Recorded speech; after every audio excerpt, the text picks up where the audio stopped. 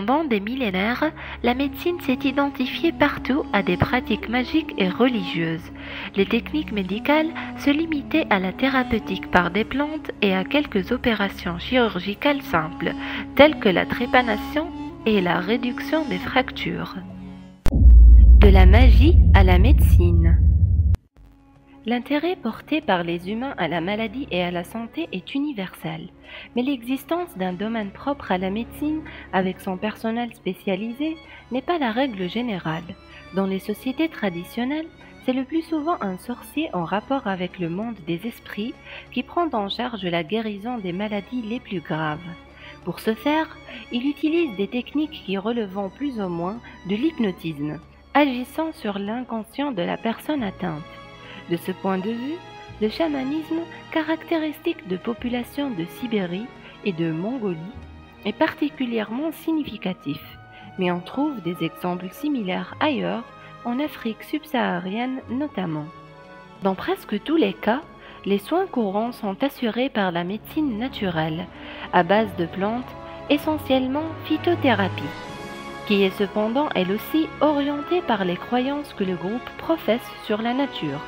La médecine en tant que pratique autonome, ce qui ne signifie pas qu'elle soit radicalement séparée de la religion dominante, se développe dans ce qu'il est courant d'appeler les sociétés ouvertes, c'est-à-dire des sociétés dont les structures sont soumises au changement et dans lesquelles la vie collective est rythmée par des débats et des conflits.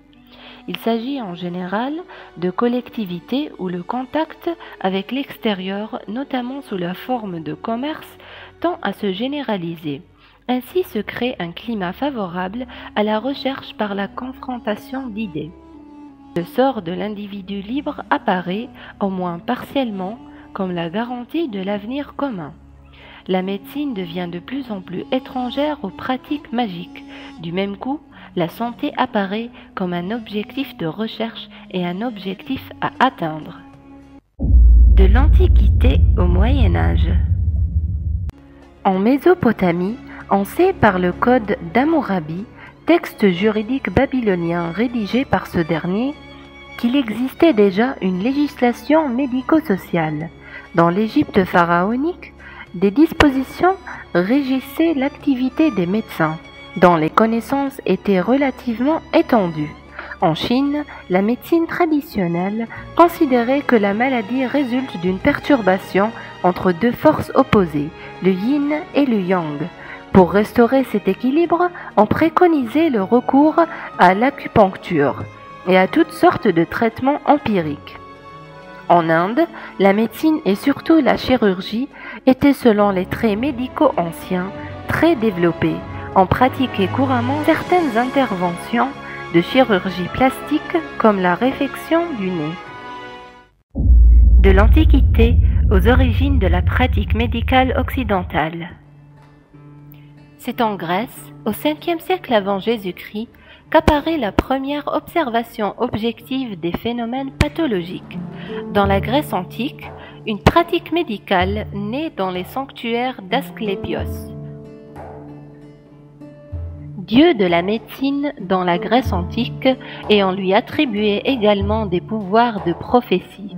Cette pratique se développe et se détache peu à peu de la religion, donnant naissance à plusieurs écoles qui utilisent des techniques de soins très élaborées, régimes, médicaments, etc. Le nom d'Hippocrate reste associé à la naissance de ce qui deviendra la médecine moderne, notamment grâce à une classification des maladies. Hippocrate rejette en effet toute référence au sacré, considérant que les maladies relèvent de causes naturelles. Il prône divers procédés d'examen, tels que la palpation, la percussion ou l'observation des excrétions. Plus lent, le développement de la médecine à Rome connaîtra des progrès significatifs grâce à la création, à la fin du règne d'Auguste, d'une école de médecine.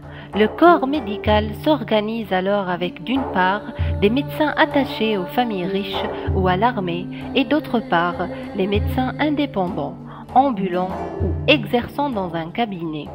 Les Romains édictent certaines règles de santé publique et fondent pour les vétérans et les infirmes de guerre les premiers hôpitaux connus. L'apogée de la médecine romaine est atteint avec Galien, médecin grec, qui fait d'importantes découvertes en anatomie et dont l'œuvre écrite représente une synthèse du savoir du monde antique. La médecine au Moyen Âge, entre ambre et lumière. Les Arabes sont, avec les Byzantins, pratiquement les seuls à perpétuer la tradition médicale de l'Antiquité. Dans l'Occident chrétien, la chute de l'Empire romain au 5e siècle inaugure une longue période de stagnation durant laquelle la médecine est entre les mains des clercs, c'est-à-dire les prêtres et des savants religieux. La dissection à cette époque est interdite. Les grandes épidémies qui causent des ravages considérables sont attribuées à des forces maléfiques. Cependant, un renouveau des études médicales s'amorce à partir du XIe siècle, avec la fondation de l'école de Salerne, en Italie du Sud. Puis, au XIVe siècle, l'école de Montpellier et les grandes universités européennes de Bologne, Oxford, de Paris et de Padoue prennent le relais. La médecine fait désormais l'objet d'un enseignement régulier au même titre que la théologie. Si le Moyen-Âge occidental n'est guère favorable à la recherche médicale, il ne la voit donc pas disparaître. Dès le XIVe siècle, le théologien et philosophe Albert le Grand interprète les traits d'Aristote sur les animaux, c'est-à-dire les êtres vivants, dont l'homme. Sans doute la médecine arabe, elle aussi inspirée d'Aristote, a-t-elle contribué à la permanence d'une réflexion sur la santé fondée sur une connaissance de la nature. Le médecin et philosophe iranien Avicenne exerça ainsi une influence considérable sur la pensée médiévale. De la Renaissance au XVIIIe siècle, les fondements de la médecine moderne. Au XVIe siècle, l'anatomie fait de grands progrès, aidée par l'admission de la dissection. Le bruxellois André Vézal est l'un des premiers à pratiquer la dissection du corps humain, jusqu'alors interdite par l'Église, et rectifie bien des erreurs perpétuées depuis l'Antiquité. D'autres grands anatomistes, Sylvius, Eustache, Fallope entre autres, donnent leur nom aux organes qu'ils décrivent. Fracastro, qui étudie la syphilis, presse que la transmission des maladies contagieuses s'opère par des micro-organismes invisibles. Paracelse ouvre la voie à la thérapeutique chimique. La chirurgie est largement dominée par Ambroise Paré, qui dans les amputations substitue la ligature des artères à la cautérisation. La profession médicale se dote de statuts et l'enseignement se développe, mais la médecine proprement dite avance peu, les soins se limitant aux mêmes actes, clistères, saignées, et à l'administration de drogues souvent néfastes. Au XVIIe et XVIIIe siècle, la physiologie prend son essor. L'anglais William Harvey découvre la circulation du sang. L'Italien Malpighi, qui décrit les capillaires pulmonaires, est l'un des fondateurs de l'histologie, étudie des tissus vivants. Morgagni montre l'intérêt de confronter les lésions organiques visibles à l'autopsie avec les symptômes cliniques. Tout à la fin du XVIIIe siècle, le Britannique Edward Jenner met au point la vaccination antivariolique, qui préfigure le développement d'une médecine préventive efficace. En dépit de ces innovations, on ne soigne toujours pas véritablement le malade. L'examen clinique reste très élémentaire et la thérapeutique fantaisiste. Le médecin proprement scientifique n'apparaîtra qu'au XIXe siècle. Les découvertes de la médecine scientifique au XIXe siècle. Dans la première moitié du siècle, l'école française de médecine, Laennec, Bretonneau, Trousseau, met au point la méthode anatomoclinique, fondée sur la comparaison des résultats des examens cliniques avec les données anatomiques. Cette méthode permet de mieux comprendre le développement et les mécanismes des maladies. De nombreux travaux effectués pour isoler les principes actifs des plantes aboutissent à l'obtention de produits tels que la morphine, la quinine, l'atropine ou la digitaline. La découverte de l'anesthésie générale à l'éther en 1846 et au chloroforme en 1847 va ouvrir à la chirurgie d'immenses possibilités. Dans la seconde partie du XIXe siècle, les progrès s'accélèrent.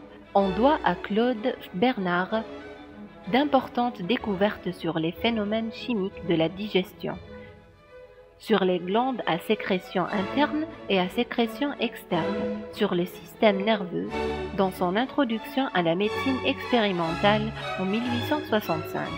Il fixe les règles de la médecine expérimentale qui présideront aux travaux de ses successeurs.